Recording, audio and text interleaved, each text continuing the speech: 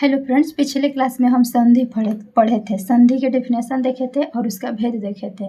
तो संधि के 3 भेद बताए थे, स्वर संधि, व्यंजन संधि और विसर्ग संधि। ठीक है, और स्वर संधि का भी डेफिनेशन बता दिए थे और स्वर संधि का 5 रूप बताए थे। स्वर संधि के 5 रूप कौन कौन बताए थे? दीर्घ संधि, गुण संधि, वृद्धि संधि, यण संधि और अयादि संधि। ठीक है, स्वर संधि के 5 रूप बताए थे और इसका बनावट भी बता दिए थे। आज समझेंगे, आज के क्लास में आज का टॉपिक रहेगा व्यंजन संधि। ठीक है, तो सबसे पहले समझेंगे कि व्यंजन संधि कहते किसे हैं। ठीक है, इसका डेफिनेशन समझेंगे।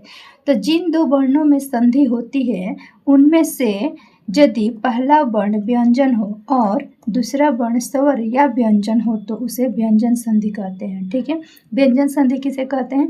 इसमें व्यंजन होगा। ठीक है, पहला वर्ण व्यंजन होगा और दूसरा वर्ण क्या होगा?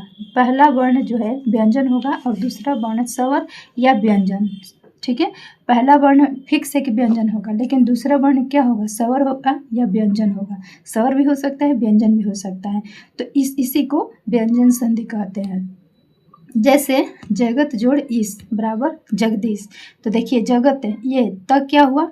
व्यंजन हुआ ना, और ई क्या हुआ? स्वर हुआ। ठीक है, तो इसी चीज को बता रहा है। सत जोड़ जन बराबर जन। तो कह रहा है ना कि पहला वर्ण व्यंजन भी हो सकता, पहला वर्ण तो व्यंजन होगा, लेकिन दूसरा वर्ण स्वर भी हो सकता है, व्यंजन भी हो सकता है। तो इसमें देखिए, ये स्वर है और ये क्या है? व्यंजन है। ठीक है, अब समझेंगे व्यंजन संधि बनाने का नियम। तो व्यंजन संधि बनाने के नियम क्या क्या है? नियम नंबर 1 है ए क च ट त प। व्यंजन के बाद यदि कोई स्वर हो तो किसी वर्ग का तीसरा या चतुर्थ वर्ण हो अथवा य र ल व में से कोई एक हो तो क का ग, च का ज, ट का ड, त का द और प का ब हो जाता है। ठीक है, क्या क्या हो जाता है? देखिए, ये क जो है, पहला वर्ण जो है वो तीसरा में चेंज हो रहा है। पहला है च जो है ज में चेंज हुआ। ठीक है, तो तीसरा वर्ण हुआ ना, च छ ज।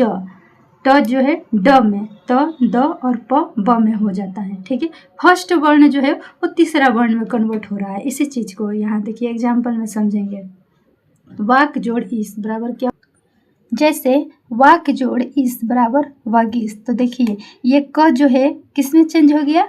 ग में चेंज हो गया। पहला वर्ण तीसरा वर्ण में चेंज हो गया। अच जोड़ अंत बराबर अजंत। उत जोड़ वेग बराबर उवेग। सट जोड़ दर्शन बराबर सदर्शन। अप जोड़ जब बराबर अब्ज। ठीक है, तो इसी चीज को कह रहे हैं कि पहला वर्ण जो है वो तीसरा वर्ण में चेंज हो जाएगा। ठीक है, अब समझेंगे बी नंबर। यदि किसी वर्ग के प्रथम वर्ण क च ट त प के बाद किसी वर्ग का पंचम वर्ण अंग न य न म हो तो पहले वर्ण के स्थान पर उसी वर्ग का पंचम हलंत वर्ण हो जाता है। ठीक है, जैसे वाक जोड़ मय बराबर वांगमय। ठीक है, सट जोड़ मास बराबर सणमास।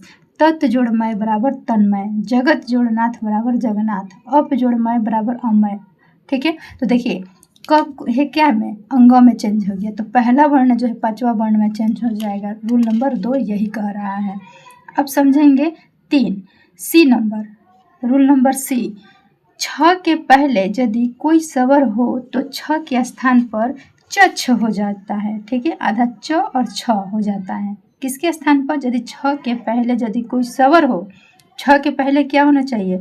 कोई स्वर वर्ण होना चाहिए, तो छ के स्थान पर चच हो जाता है। जैसे वि जोड़ छेद बराबर क्या होगा? विच्छेद। ठीक है, वि जोड़ छेद बराबर विच्छेद। छत्र जोड़ छाया बराबर छत्र छाया। ठीक है, अब समझेंगे नियम डी। नियम डी कहता है कि त या द के बाद यदि च अथवा छ हो तो त या द के स्थान में च होता है। ज या झ हो तो ज, ट या ठ हो तो ट, और ड या ढ हो तो ड, और ल हो तो ल होता है। ठीक है, अगर ये समझ में नहीं आ रहा है तो हम यहाँ एग्जाम्पल बताएंगे तो समझ में आ जाएगा।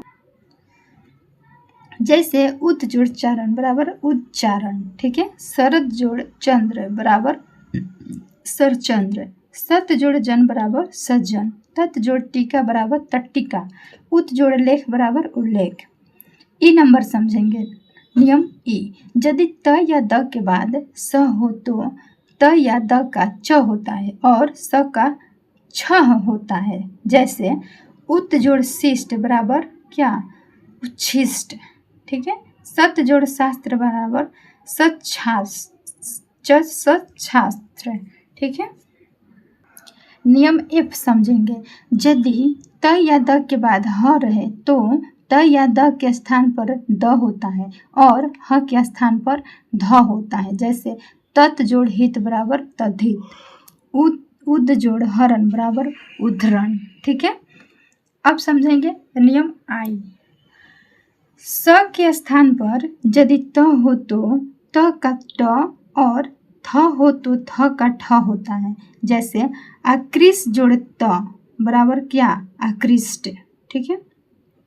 उत्कृष्ट जोड़ त बराबर उत्कृष्ट, वृष जोड़ ट बराबर पृष्ठ, पृष्ठ जोड़ थ बराबर पृष्ठ। ठीक है। नियम नंबर जे, म के बाद यदि अंतस्थ वर्ण कौन कौन सा होता है, अंतस्थ वर्ण य र ल व, ये अंतस्थ वर्ण होता है। या उसमें व्यंजन, तो उसमें व्यंजन कौन कौन होता है, तीनों स और ह, तालब स, मूर्धनी स, दंती स और ह, ये उष्ण व्यंजन है। ठीक है। वर्ण हो तो म का अनुस्वार होता है। जैसे सम जोड़ हार बराबर संहार। ठीक है।